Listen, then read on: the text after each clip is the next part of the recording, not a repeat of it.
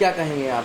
और गुरुजी के साथ में हम बचपन से रहे, जिस भवन में आप बैठे हैं ये हमारे सामने बना है, हमने उसमें काम किया है और फिर हम साथ में गुरु महाराज के साथ बचपन से रहे और हमें तो पूरी खबर जो है जा रहे कि हम उनके बिना रह नहीं सके। तो हम खरगापुर से 70 किलोमीटर साइकिल चला के आ जाते थे, 70 किलोमीटर साइकिल चला के आते थे। और जब रेडियो से गीत बजते तो हम ढोल चराते थे, उस समय गाय चराते थे, तो उसमें गीत आओ रेडियो पे, है परत पेज ना छम के पाउन गोरी धन के।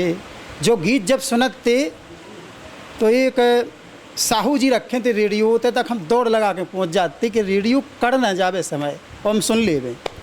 फिर हमारे जैसे कम से कम पटेरिया जी ने 100 चेला तो बनाई हुई हैं, 100 से ज़्यादा, जो आज पेट पला रहे, पूरे परिवार को पेट पालन कर रहे और पार्टी चला रहे। इंदौर, भोपाल, सीहोर और नरसिंहपुर, सागर, जबलपुर, मैनपुरी, इटावा, यहाँ सब जगह आज भी उनके चेला हैं। हमीरपुर, झांसी, टीकमगढ़, और उन्होंने जिन्हें सिखाया है आज वो अपना परिवार चला रहे, पार्टी चला रहे।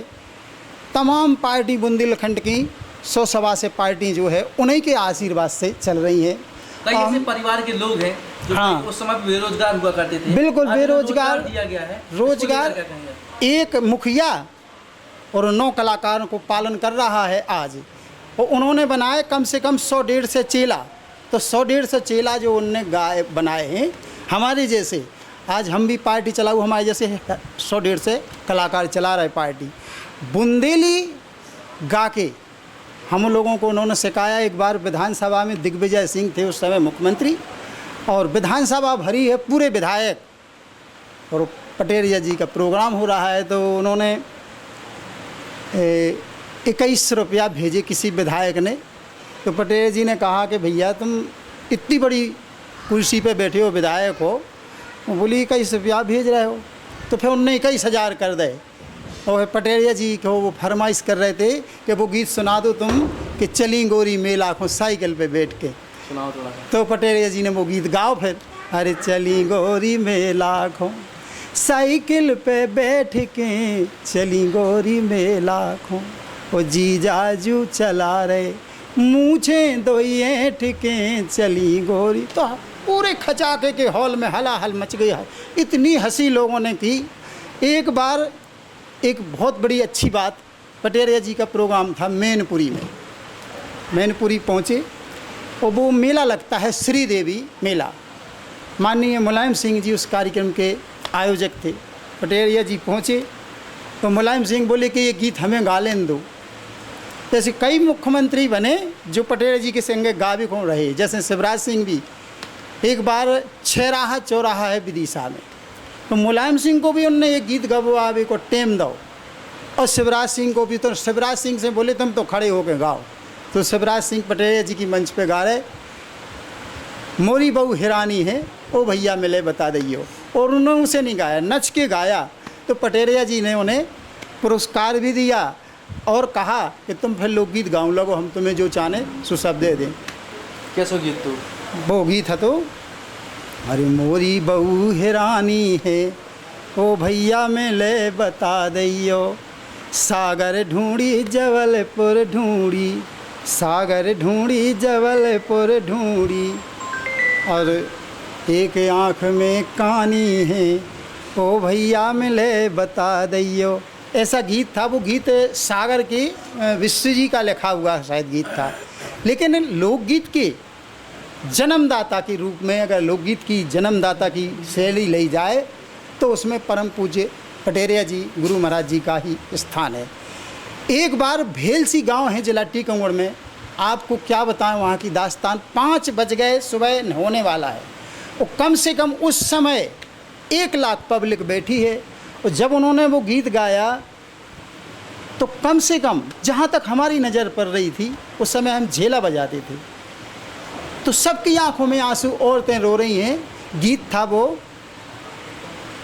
कि रोनक झुनक बेटी मंडप पे डोले, बाबुल लई हैं उठाए भले जो, पारंपरिक गीत है। तो यह क्या बताएं आपको, जहाँ तक नज़र पहुँची वहाँ तक औरतें रो रही, आदमी रो रहा है। उनकी गीत की शैली में इतनी दम थी कि अब तो कोई प्रस्तुति देने वाला नहीं दिखता है।